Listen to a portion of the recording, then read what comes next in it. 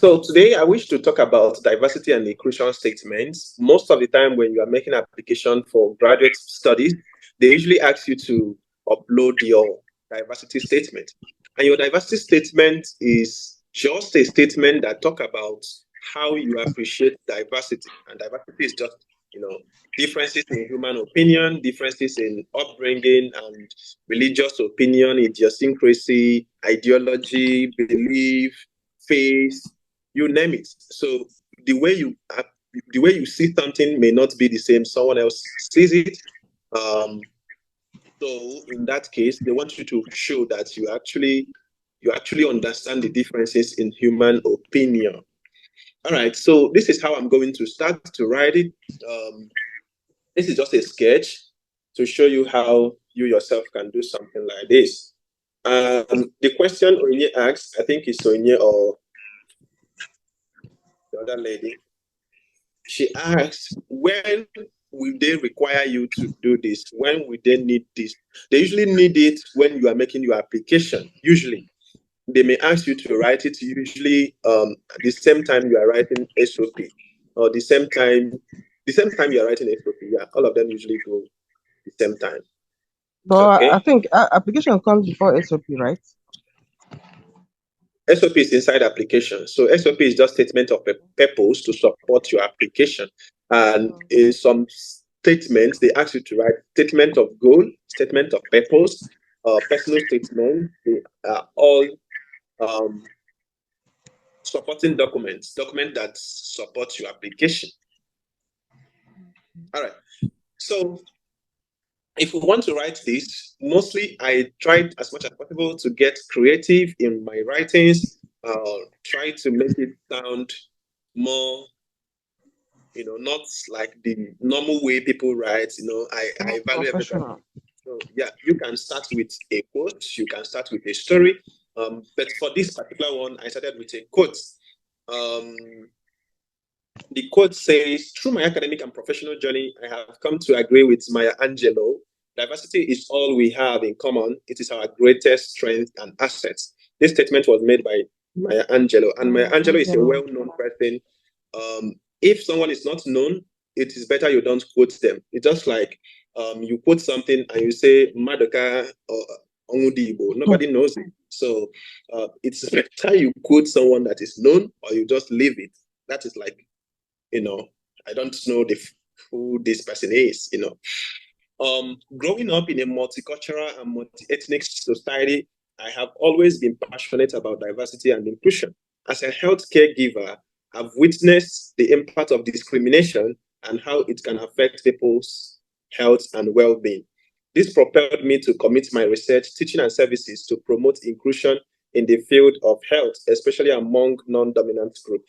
Probably you can just use this opportunity if you are writing to talk about, for instance, you are healthcare personnel and you found out that maybe in some society they discriminated against native doctors and they don't want to provide healthcare for them just because they believe differently, or they discriminated against lesbians. They don't want to provide education for them, or they don't want to, people don't want to help them just because they feel they are not doing the right thing. You get, so you can highlight it based on your work. Okay, so this particular one that I wrote, it is for someone who is going for health sciences.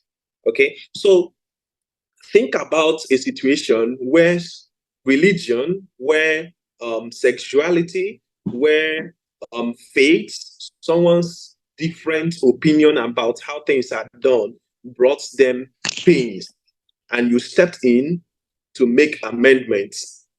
I don't know if you guys get it. So that can give you a better opportunity. So if you can see here, when we have diversity, when we have diverse perspective at the table, we can better understand and address complex challenges facing our society. As a heterosexual, working on the use of pre-exposure prophylaxis among LGBT communities, I have learned that health inclusion is an action, not just a statement. In Rose Island, I intend to embody this. As a teaching assistant, I will ensure an atmosphere where all students feel respected regardless of their worldview. So you find out that in the first statement, we kind of started with a quote here, then we kind of elaborated it, talked about work experience and how this person worked in some communities where some people were marginalized just because they are homosexuals. Okay, you can talk about your community when you were serving. Some people were marginalized and you took care of them, even though you don't give a fuck about it. All right, so then you start to talk about what you are going to do in the school because of your faith and understanding in inclusion. So if you find out here, this person is going to Rhodes Island. She said, in Rhodes Island, I intend to embody this. I intend to encourage people to have, an atmosphere where they are respected, regardless of, their creed, their opinion, their status, or their ethnicity, their accent, because accent is also something people marginalize others about. They say you are not speaking so well, just like my own accent. That is, I still call L R. Even till today, I find it difficult to pronounce some words. And some people may marginalize me because of that. And for instance, if you are writing, you can even highlight it. For instance, when I was growing up, I find it difficult to express myself and I hide myself just because, some words are difficult for me to pronounce. And some people can use it to discriminate me. So every form of discrimination is a point you can use to write your diversity statement. I don't know if you get it.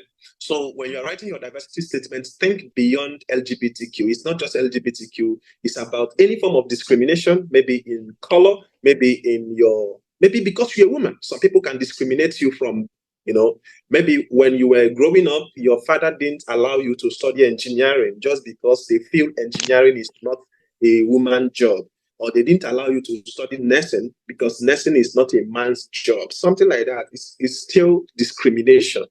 So it can be a way you can write about it. Okay. This second statement say, I am committed to embracing diverse perspective to ensure that students are exposed to a wide range of voices and experience. I will actively participate in committees and initiatives dedicated to inclusion within the academic and broader community. So you are trying to highlight and state the facts that you are committed to diversity. You are not going there to start discriminating people, say this one is bad person, this one is going to hellfire and stuff like that.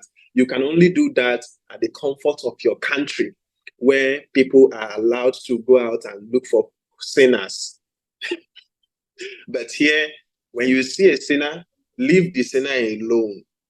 Okay, you are not, the system does not permit you to call out people and say they are this, they are that. You can go to jail for that. You understand? You can actually end up in jail for that. So the only time you can preach to people is if you are a licensed preacher and you are preaching at the comfort of your church, or you are meeting people one-on-one and you talk to them respectfully. Oh my goodness, respectfully. But we move. Okay, this is like a general way of writing this. I think I've made a point that you can pick from here. So it's just a simple statement that shouldn't be more than, but you are seeing 2 pages just because I magnified it because I'm sharing my screen. But if I make it normal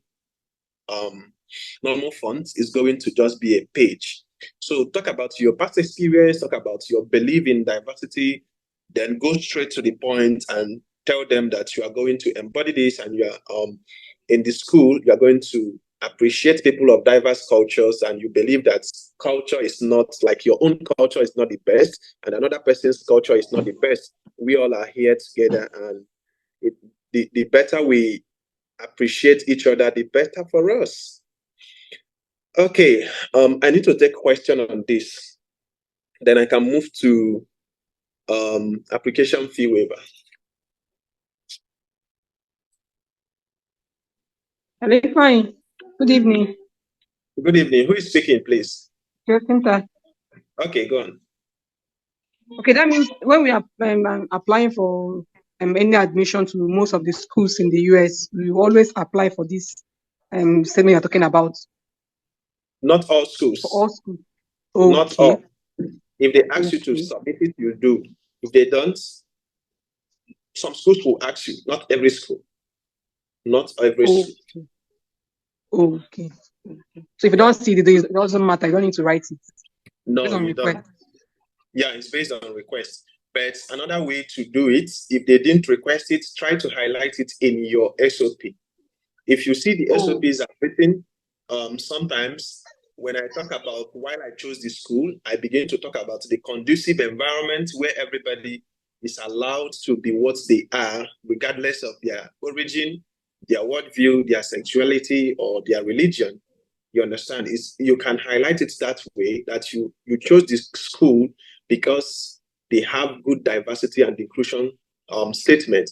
In fact, if you go to many departments, you are going to see their diversity and inclusion statements that this department does not discriminate anybody, and their admission is not based on any form of discrimination, and they work against any form of nepotism or trying to gain advantage or discriminate people just because they are different.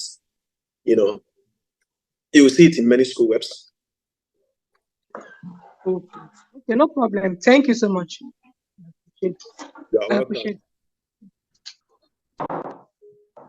Any other person with question on this? If I diversity statements, this is it today. Do you have any question on this? Not for now.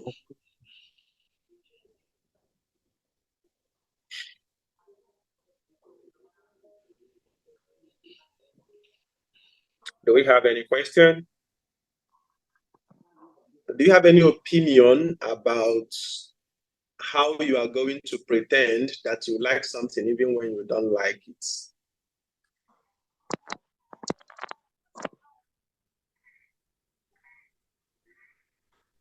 Hmm?